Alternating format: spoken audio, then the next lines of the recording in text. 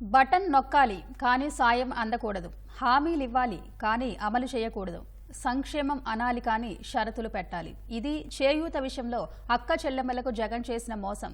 ఒక పథకాన్ని అమలు చేయలేక ఎగ్గొట్టేందుకు ఎన్ని అబద్దాలు చెప్పాలో చేయూత విషయంలో జగన్ అన్నీ చెప్పేశారు. చివరి విడత చేయూత నిధులకు ఉత్తుత్తి బటన్ నొక్కారు. 27 లక్షల మంది మహిళల నోట్లో మట్టి కొట్టారు.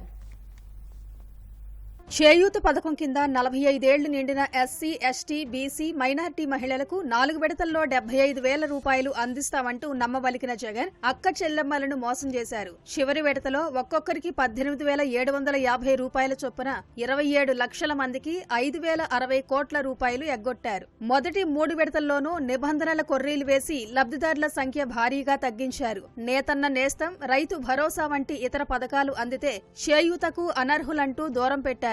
4వ విడత ఎంపికలో ఒంటరి మహిళలు, వితంతువులు, దివ్యాంగ పింఛన్లు తీసుకుంటున్న వారిని పక్కన పెట్టారు. 300 యూనిట్ల విద్యుత్ వినియోగం, 3 ఎకరాలకు మించి వ్యవసాయ భూమి ఉండడం, పట్టణాల్లో 1000 చదరపు అడుగుల విస్తీర్ణంలో ఇల్లు ఉంటే సాయం ఎగ్గొట్టారు. నిజానికి చేయూత పథకం లబ్ధిదారులకు గతేడాది సెప్టెంబర్లోనే నిధులు విడుదల చేయాలి. కానీ 3 సార్లు వాయిదాల మీద వాయిదాలు వేశారు. చివరికి మార్చి 7న జగన్ బటన్ నొక్కినా ఇంతవరకు లబ్ధిదారుల ఖాతాల్లో డబ్బు జమ కాలేదు. ఇలా మహిళలకు టోపీ పెట్టారు.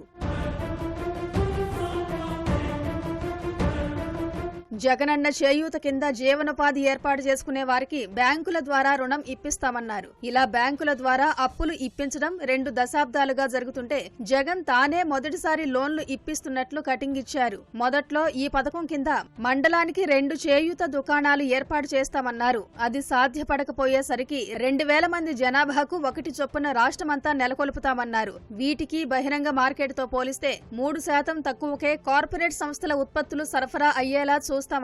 కానీ జగన్ చెప్పినవేవి అక్కడ జరగలేదు. ఈ ప్రయోగం వికటించేసరికి చేయూత మహిళా మార్ట్లంటూ కొత్త పల్లవి అందుకున్నారు. ప్రభుత్వం నుంచి పైసా కూడా ఇవ్వలేదు. డ్వాక్రా మహిళల వద్దే 150 నుంచి 250 వరకు వాటా ధనంగా వసూలు చేశారు. 40 నుంచి 60 లక్షల వరకు వసూలు అయ్యాక మార్ట్లు ఏర్పాటు చేశారు. తొలి దశలో 100 ఏర్పాటు చేయాలనుకున్నా ఫిబ్రవరి నాటికి ఆ సంఖ్య 50కే పరిమితమైంది. ఈ మార్ట్ల ఏర్పాటు మొదలుకుని సరుకుల కొనుగోలు వరకు అన్నిటికీ డ్వాక్రా మహిళల డబ్బే. కష్ట నష్టాలు భారమంతా వారిదే. అంటే పెట్టుబడి మహిళలది, ప్రచారం ప్రభుత్వానిదన్నమాట.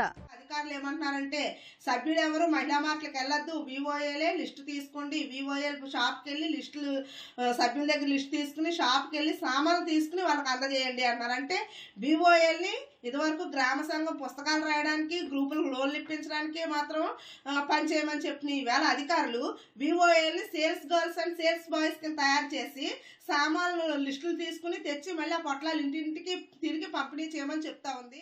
మహిళల డబ్బుతో పెట్టించిన మార్టుల్లోని సరుకుల్ని కూడా మళ్లీ మహిళలతోనే బలవంతంగా కొనిపించారు. ఇందుకు వివోఏలను ఉపయోగించుకున్నారు. కొనకపోతే పథకాలు అందించబోమని బెదిరించారు. ఇది జగనన్న నయా మహిళా సాధికారత.